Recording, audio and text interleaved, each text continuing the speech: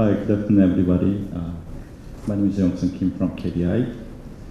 A couple of days ago, I agreed to review this paper upon the request of KAEA Organizational Committee.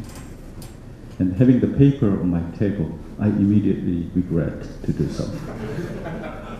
If you look at the titles, every word, demographic change, economic growth, and fiscal rule, could make a single serious paper. And this paper combines all together. So it is quite smart strategy for a committee to solicit discussant by first asking whether to agree to make a review and then later deliver the paper. My comment is very simple, and then as far as I understood, with my limited knowledge, this paper is very unique compared to other previous research, because it is started with a very structural general equilibrium models, overlapping generational framework, and then try to calibrate the parameters for long-term projections.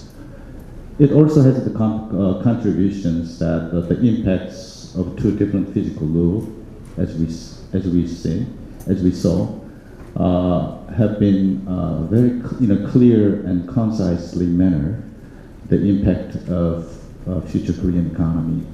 According to the paper, the strict version of fiscal rule, which is the balanced budget rules, can do better in managing national debt with a little differences in income tax compared to other fiscal rule, which is debt to GDP ratio.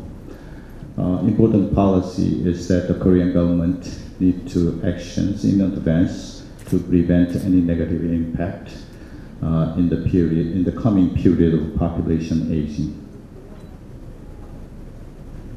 Now, my comments is that something about comparing the income tax and pension contributions, both endogenously determined variables in the paper with the current levels. One of the important endogenous variables is the income tax rate, because it will affect the labor supply decisions, savings and investment, and then output level as well. I think it is the paper distributed in the booklet. It is the figure 2, I guess, but the paper that I received for review is the figure 7. But in the figure 2, the income tax in 2013 appears to be 30%, which seems a lot higher than the current levels. For your reference, on the current income tax system, it ranges from 6% to 39% only for top owners. Also, according to the figure 2, the rate of pension contribution in 2013 starts at 15%, which is far higher than 9% of the current level. As we see, by 2050, the Korean economy has 43% of income tax rate plus 20%, approximately 20% of pension contribution rate, which combines almost 63%. And that number must be on average, which means that for top earners with a progressivity of income tax, that will be much, much higher than 63%. And I'm quite curious that under that tax system, any economy can sustain and maintain this growth. So we need to take a look at those numbers more carefully to reflect the current situations and then in the range of reasonable numbers. Also, the model assumes that the labor earnings is determined by, like this, WXHL, where W is the wage, XH is something for labor productivity, and L is the hours of work. My question is that in this setting, wages seems to be independent of the labor productivity, and is this safe to assume?